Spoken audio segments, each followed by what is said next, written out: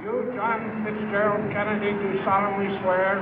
I, John Fitzgerald Kennedy, do solemnly swear.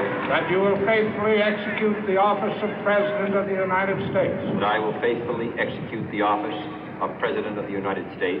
And will, to the best of your ability. And will, to the best of my ability. Preserve, protect, and defend the Constitution of the United States. Preserve, protect, and defend the Constitution of the United States. So help you God. So help me God.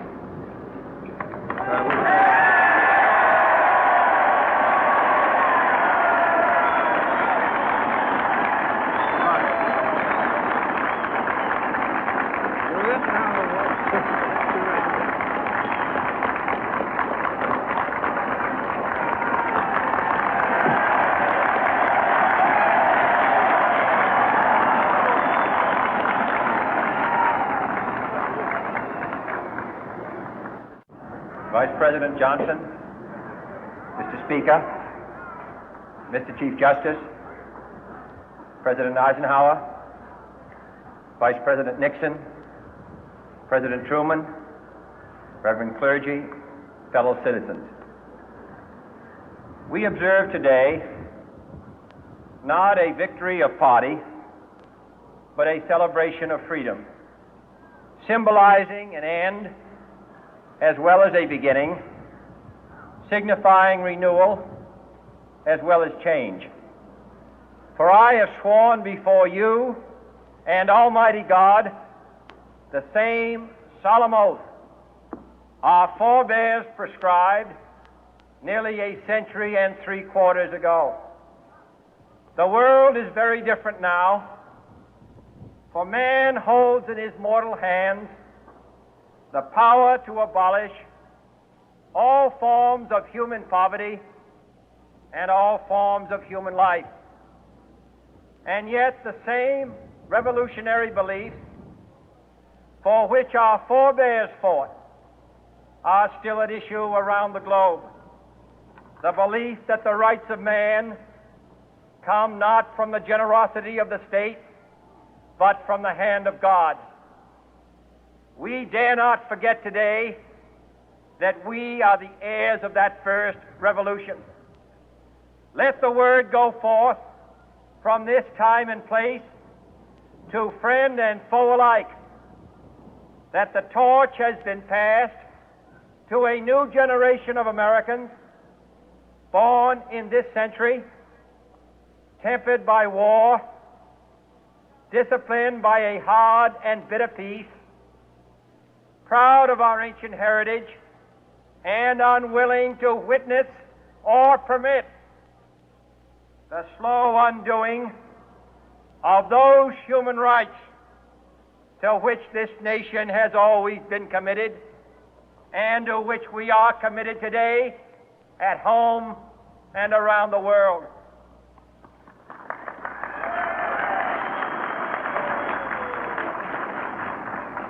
Let every nation know, whether it wishes us well or ill, that we shall pay any price, bear any burden, meet any hardship, support any friend, oppose any foe to assure the survival and the success of liberty.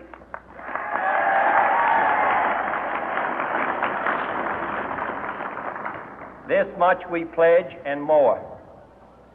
To those old allies whose cultural and spiritual origins we share, we pledge the loyalty of faithful friends. United, there is little we cannot do in a host of cooperative ventures. Divided, there is little we can do, for we dare not meet a powerful challenge at odds and split asunder. To those new states whom we welcome to the ranks of the free, we pledge our word that one form of colonial control shall not have passed away, merely to be replaced by a far more iron tyranny.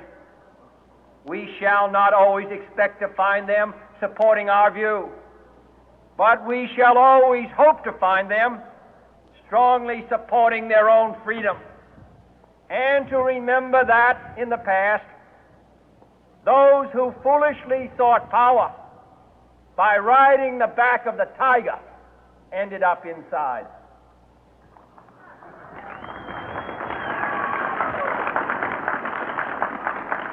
To those people in the huts and villages of half the globe struggling to break the bonds of mass misery, we pledge our best efforts to help them help themselves for whatever period is required, not because the communists may be doing it, not because we seek their votes, but because it is right. If a free society cannot help the many who are poor, it cannot save the few who are rich.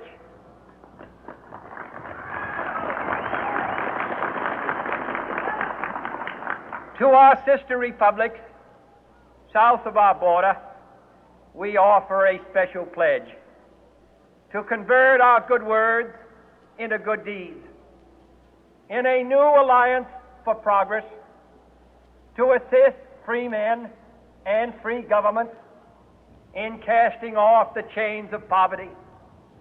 But this peaceful revolution of hope cannot become the prey of hostile powers. Let all our neighbors know that we shall join with them to oppose aggression or subversion anywhere in the Americas. And let every other power know that this hemisphere intends to remain the master of its own house.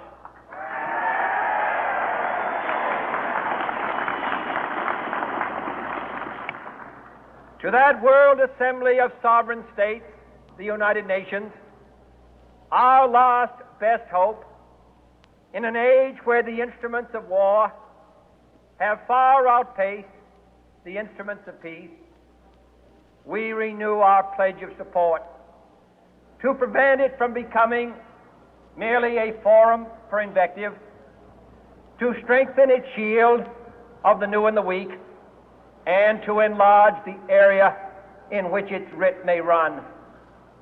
Finally, to those nations who would make themselves our adversary, we offer not a pledge, but a request that both sides begin anew the quest for peace.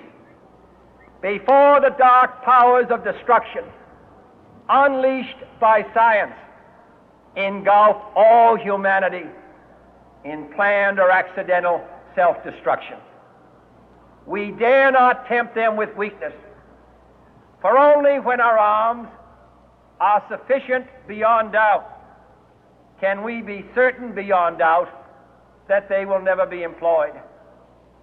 But neither can two great and powerful groups of nations take comfort from our present course, both sides overburdened by the cost of modern weapons, both rightly alarmed by the steady spread of the deadly atom, yet both racing to alter that uncertain balance of terror that stays the hand of mankind's final war.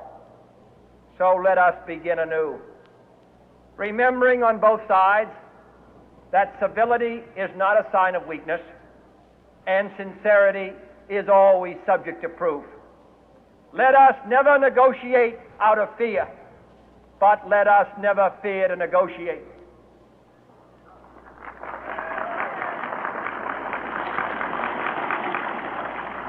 Let both sides explore what problems unite us, instead of belaboring those problems which divide us.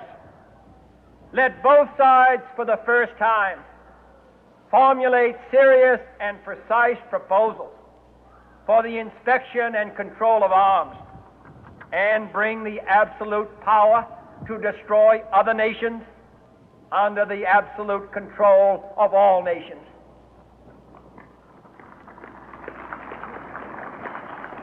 Let both sides seek to invoke the wonders of science instead of its